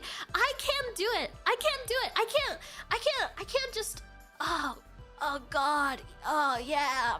Ew, it's gross. It's gross, and I can't do it. But that's like what I mean. You know what I mean? Like, I'm never going to shame sex workers. I'm never going to shame sex workers, because it's still work. In a way, it's still work, you know? Do what you want to do. Do what you want to do. Do what you want to do. If you want to be a sex worker and you can do that without being embarrassed, that's awesome. That's awesome. You're braver than me, because I could never. I couldn't do sex work because, again, that's embarrassing. That is embarrassing for me. Sex is shameful. I don't want people to ever even think about me having sex. Ugh. I want everyone to treat me as though sex doesn't exist. If it comes to terms of me, treat me like sex is a concept that I've never heard of, okay? Thank you. But yeah, for like people who do sex work, cool and awesome. I'm never going to shame sex workers, because that's just not me, man. You know, if that's you, cool. We can have a difference of opinion. But I want to make it that clear that I'm not shaming sex workers. I have nothing against sex workers. If you do sex work, cool and swag. Cool and awesome. I couldn't do it, but cool and awesome for you. So when it comes to like sex work, I don't think it's that bad. I think a lot of people are very dramatic about it. But I do think that young people, like barely adults, no. I think you should not be able to get into it until you're at least 21. And even then, I feel like 21 is still pushing it. But that's just my little opinion. That's just my little opinion. Yeah. I hate public PDA. Like, holding hands, fine. Kissing in public, it's a little questionable. Making out in public? That is disgusting. Put it away. Put it away. Oh my god, I have a story actually. So when I was in high school, like in the Zion Academy High School, I knew this girl, and we're gonna call her Carly. We're gonna call this girl Carly. And Carly she's a very sexually open person. And again, I'm not saying this to shame her. Good for her. Slay. I know that I wasn't getting any back then, so, you know, can't hate the game. Good for her. Yeah, good for Carly, guys. Good for Carly. But Carly was she was like a senior when I was a junior. And so she was like a year older than me. And I knew this guy who was also a very open person sexually, and we're gonna call him Devin. And he was a year younger than me, so he was a sophomore. And one day, Carly and Devin just happened to meet because they were both in my friend group, but both of them were only kind of in my friend group. You know what I mean? Like sometimes they talked to me, but it wasn't like people I was hanging out with constantly. And so one day, Carly and Devin just happened to meet, and they immediately matched each other's freak. Matched each other's freak so hard, it was uncomfortable. Uncomfortable amount of freak maxing. And so one day I walk into school with the rest of my friend group, and it's like 7 in the morning. It's 7 in the morning, school hasn't started yet, the air is still cold, it's still like almost dark outside. We go into our little hangout spot, and there's this little like bench under a tree where my friend group would hang out. Guess what we see? Carly and Devin. And I also want to paint this picture for you guys. Carly was a tall girl. She was a tall girl. She's like 5'8". Devin was this little shorter guy. He was like 5'4", you know, still taller than me, but just like a shorter guy. And Carly was in the nicest way I could possibly put this, because I'm not saying this to be mean. She was a giraffe of a woman. Very tall, very, very tall. She would be great for basketball. And they're making out. They're making out like tongue down throats making out. His hand is wrapped around her neck making out. She is almost in his lap making out. Right under our tree. Right under our tree. Right under the tree. Right under our tree. Right under my hangout spot. So yeah. Yeah, it was gross. It was gross. It was gross. So I never went back to the tree. I never sat back down there. I don't want to know what they did. I don't want to know how they got to that point, because I want you to keep in mind the day before they had met for the first time and like matched each other's freak, and the next morning they're heavily making out under my tree. So yeah, I'm scarred for life.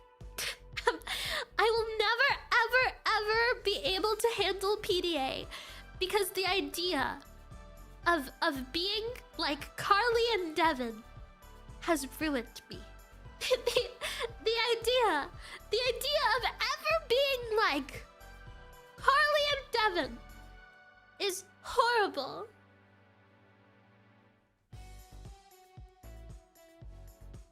So yeah. I'm gonna name this stream a wide-ranging conversation. Because I feel like that is what it's been. It's a very wide-ranging conversation. So yeah, it was gross. It was gross. It was gross and horrible. And like the fact that he was younger than me and she was older than me, and she was so much like taller and he was so tiny, but he was like, his hand was on her throat, bros, like gripping, and they were making out, tongue down throats making out. It was horrible. It was horrible. I'm never going to recover from the mental image. It has been years and years since I have been in high school, and I can still vividly remember what this looked like. Yeah, bro, they were merging. Have you ever seen the movie? Have you ever seen the movie Together? That was them. That was them. Was she on top or him? Like in each other? No, like they were like on, like in each other's laps. Like I think I can't even, I don't even know who was on top, because that is how on each other they were. They were they were doing something weird there. They were doing something real weird. And I never ever want to think about that again. In fact, another story about Devin. I have one more story about Devin. because holy moly, this guy is insane. In fact, I think I have multiple stories about Carly too, but I have another story about Devin. And this is how I met Devin. And I don't know if I could consider this assault or not. I don't know if I could consider this assault. But like, we ended up being friends and it was like fine, but also what a weird freaking experience. Yeah, where it all started. This is my Devin origin story, okay? So for my high school, this was when I was a freshman. So Devin was like an 8th grader at the time or something. So I was a freshman in high school, and there was this like field trip for like students that were in like a special honors program. Because we had this thing at our school that wasn't necessarily called like honor kids, but it was called something else. It was basically this program that you joined if you like wanted to have like better college resources. You'd get like free tutoring every week, help with homework and stuff like that, just to make sure you were like on your assignments and stuff like that. It was just basically this like smart kids program. I don't even know why I was in this program, like AP, but yeah, but it was like a program. It was like a class and a community. It was weird. It was very strange, and so all of the entire like, I don't even know what to call this program because I don't want to say it's like named because I think it was only a thing where I was growing up. So we're gonna call it. we're gonna call it the Miku program. I had to look at my bookshelf and look at one of the figures. So we're gonna call it the Miku program. And so every kid from our district that was in the Miku program for all of our different like schools and stuff like that was going on this field trip. And this field trip was to go to like our local precinct and to like just like talk to the police officers, you know, and like the judges and stuff like that. And like we even got to see what the inside of like courtrooms looked like, and it was cool. But they made us do an activity where we had to like go around and talk to people and meet new people. And so I met Devin through this like activity or something. And I guess he thought I was cute or something. I don't know. I have no idea what his thought process was. But he came over to me and he was talking to one of his friends, and he was like, hey, watch this. And he comes over to me and he's like, hey, this is gonna sound really weird, but can I do something to you real quick? And I didn't know what he was planning. So I was just like, okay, yeah, sure. And he just put his hands on my neck, and he was like, yeah, like this. And I was like, and I like stayed still. I stayed still because I like froze because I'm like, what is happening right now? You know, like what I mean? Like I was a sheltered girl. You know, I barely even talked to guys. No one ever talked to me. I didn't talk to men. I was just confused. I was confused and lost. I had no idea what was happening. And then he nonchalantly went like, yeah. So then I grabbed her like that. And then he walked away from me. And I was just like, okay, all right.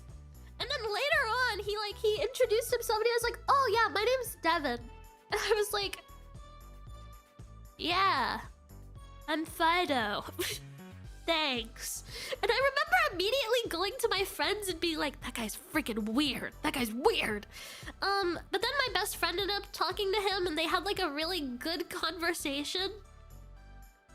Yeah, and they had like a good conversation. And so he ended up joining our friend group anyway, and I ended up like letting go of my weird little vendetta against him because it's like, why would you do that? like genuinely, why would you do that? Why would you do that? Why? Just why? Yeah, awkward interaction. Super awkward interaction. Oh my god, I have another story about him being weird. another story about him being weird. Did you never ask him why? No? No, I just told you. I was not like in high school. Bro, I did not talk to men. I did not talk to guys. I unironically thought men were insanely different creatures. I thought that you guys and so I'm not a femcel now, but the reason I know femcels do exist is because I low-key was a femcel when I was in high school. Because I was kind of a femcel when I was in high school. And I don't mean that as in like, oh, you know, like I couldn't have sex, because realistically I probably could have if I wanted to. It was just more of like, it was like the incel thing of like, I just didn't talk to men. I just didn't talk to men. I didn't talk to boys at all. Anytime I had to talk to a man, I felt extremely uncomfortable. And partially just because like I didn't have any male figures in my life. I didn't have any guy friends that were male until like later on in my life, like later on in my high school experience. So I was a cope cell. Like realistically, because realistically, femcells don't exist. I need to get this point across.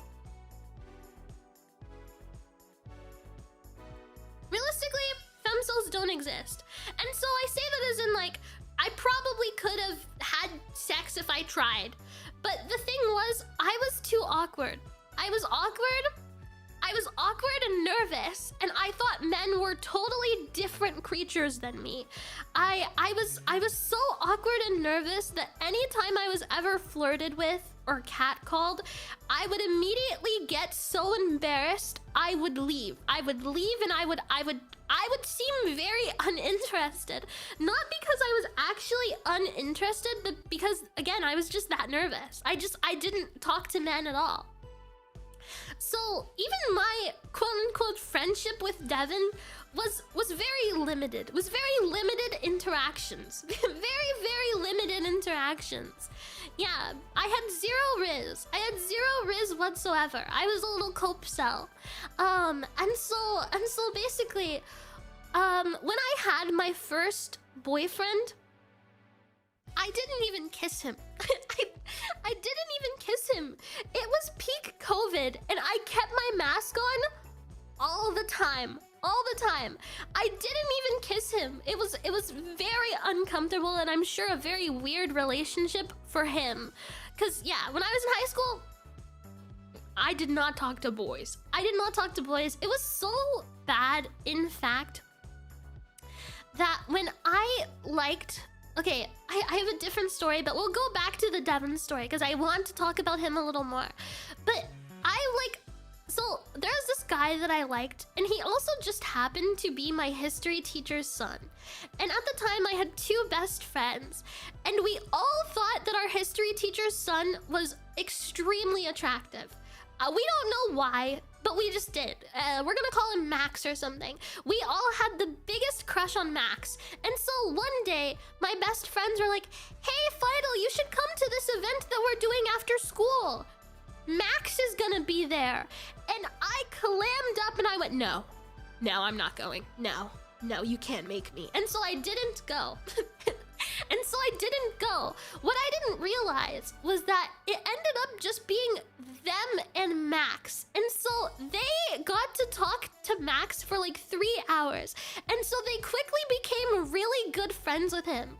And so immediately the next day I was like, oh, darn it, my one chance with Max. You know what I mean? Because I was a little loser. And I didn't want to just go talk to him. And so we were walking in his direction, and they're like, hey Fido, come with us. We're gonna go talk to Max. It would be a good chance to introduce you. And I was like, okay, sure, I'll go talk to Max. And so we walk. And we walk his direction, and he's talking to his dad, and none of us want to interrupt Max with his dad. And so I did the stupid thing of looking at him once, and I went, I like your shoes. But I was so nervous that I didn't want to like say it to his face, so I just like shouted it and tried to walk in the different direction. I walked into the door. I walked into the door, face first, into the door. Into the door. He giggled. I left quickly and immediately. And I never talked to Max again. Never talked to him again. That was our only ever interaction. And that was it. Yeah, it was bad. It was bad. It was horrible even. We never talked again. I saw him around school. I never looked at him. I never looked at him. And the thing about his shoes is they were like some off-brand sneakers. Like they weren't anything fancy. They weren't anything cool. They were just off-brand sneakers. They were probably like Skechers or something. And I just was like, I like your shoes. Bonk into a door. So yeah. That was the Max saga. Yeah, embarrassing. So when I tell you in high school that I was a little loser, guys. I was unironically a femcel. I was unironically a femcel. Not because I couldn't have sex, but because I was so painfully awkward and innocent that just being near a man that I thought was attractive made me do stupid things like that. Like that. Yeah. So it was bad. It was bad, and I never looked at him ever again. My friends continued to have a very nice friendship with him. Never me. Never me. Alright, okay. Now going back to the Devin story. This is the most uncomfortable story I have with Devin. And you might go, how? How do you have a more uncomfortable story with Devin? He grabbed your neck on the first time meeting. Yeah, trust me, somehow it gets worse. So back to Devin. This was a story with my first ever boyfriend, who again, I wasn't even kissing. We hadn't even kissed at that point. The most we'd ever done was hold hands after like 3 months of being together. So we weren't like, we were like a couple in like terms of like, haha, I like you, haha, you know, and that's it. That was our only quote unquote relationship. And so we're gonna call this boyfriend of mine at the time, we're gonna call him Sam. And again, me and Sam, we were not like together. We didn't kiss or anything. I hardly was able to be around him because once again, I was a loser who was scared of boys. And so one time after school, me and Sam were sitting next to each other, doing our shy little thing of, yeah. Yeah. Like we barely even spoke. We barely even made conversation. And Devin comes up to us and he's like, are you guys dating? And I was so shy about it that I was like, no. You know? And obviously Sam didn't want to tell people if I was uncomfortable with it, so he didn't tell people either. And so he said no. And so Devin was like, that's really good, because, you know, I think you're really pretty. And I was like, thanks. Thank you. Thanks. Aren't you with Carly, by the way? I was like, aren't you with Carly? And he was like, no, we stopped doing whatever that was. And I was like, oh, yeah, because I remember you guys making out under my tree the other day. You know, I didn't say it like that, but you know, that's what I said. I was like, yeah, wow, I remember you guys making out just the other day. What up with that? You know what I mean? And he was like, no. We had, you know, we did it like once or twice, but it was nothing serious. And I was like, okay, yeah, that's cool. He's like, but I think you're really cute. And honestly, I'd much rather do stuff like that with you. And I was just sitting there staring at him, cause yeah, he was a little freak. He was weird. Keep in mind, I barely ever talked to him, and he was so blatantly coming coming on to me. And I'm not even making this up. He, like, that is not even me over-exaggerating. He was literally like, yeah, well, I'd much rather be doing that stuff with you. And I remember staring at him and then looking back at Sam, because, you know, Sam was my boyfriend at the time. So I just looked at Sam, and me and Sam just, like, awkwardly laughed. And Devin was like, you sure you guys aren't dating? And me and Sam were like, no. Anyway, we're gonna go. We're gonna walk away. And we did. And it was horrific. It was horrific and so awkward. Yeah, poor Sam. Poor Sam, but also poor me. What the heck? What the heck? Why was he like I don't understand. I don't understand where the confidence came from. Where the confidence came from.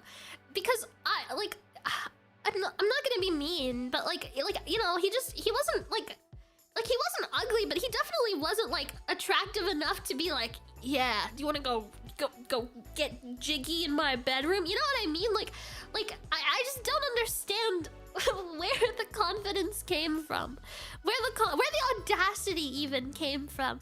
Because me and him were like loosely friends. You know what I mean? We were just barely friends. We barely talked, and he was coming on to me so strongly.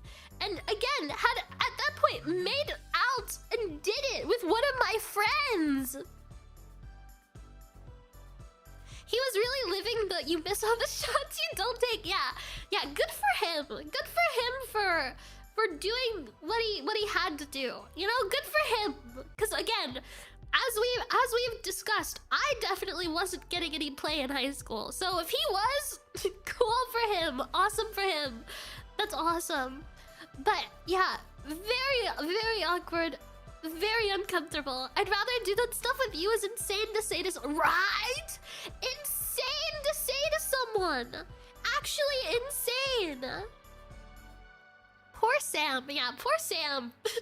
We weren't even kissing. Imagine you get a girlfriend, she doesn't even kiss you, and some guy who is just barely in your friend group is offering to have sex with her right in front of you. Poor Sam. Poor Sam. Poor Sam. Yeah, wow, poor Sam. Absolutely horrendous.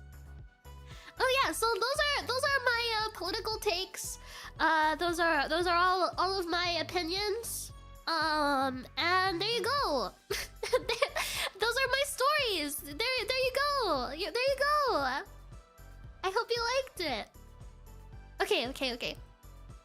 It's been 2 minutes and 2 hours and 16 minutes. I feel like that's a decent amount of time. So okay, wait, before you leave! Let me remember what stuff I have to sell you. Before you leave, if you enjoyed my stream, I would love if you stayed and subscribed and take a look at my schedule maybe, because I stream a little bit sometimes, and I'm streaming again tomorrow, and I would absolutely love if you came. Yeah, we're doing the plug corner time. Fangsie Shilling, trying to remember. So if you liked my stream, and thank you for everyone who like stayed through all the raids. If you liked it here, please feel free to subscribe and come back tomorrow. And if you want another reminder, you can join the Variance Project Discord server. And if you join the Variance Project Discord server, it would make me the happiest dog in the world. If you joined that and then put your role as Fangsie Live. If you equip the Fangsie Live role, I would love that. I would absolutely love that. So please do it. Please do it. please do it. Please do it. So yeah, if you liked me and you thought I'm cute and funny and I talk about fun things, feel free to stay. I also play games. Also, if you want me to say cool things, please book me on VooPlay. It's like basically VTuber cameo, and I say a bunch of dumb things. And yes, I say dumb things already, but you can make me say dumb things. And isn't that fun?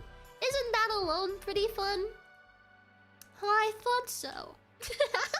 So join the Discord and also book me on Blueplay. And yeah. I love you. Mwah. Goodbye. Remember, Discord, Fangsie Live, and Blueplay. Okay, bye. Mwah.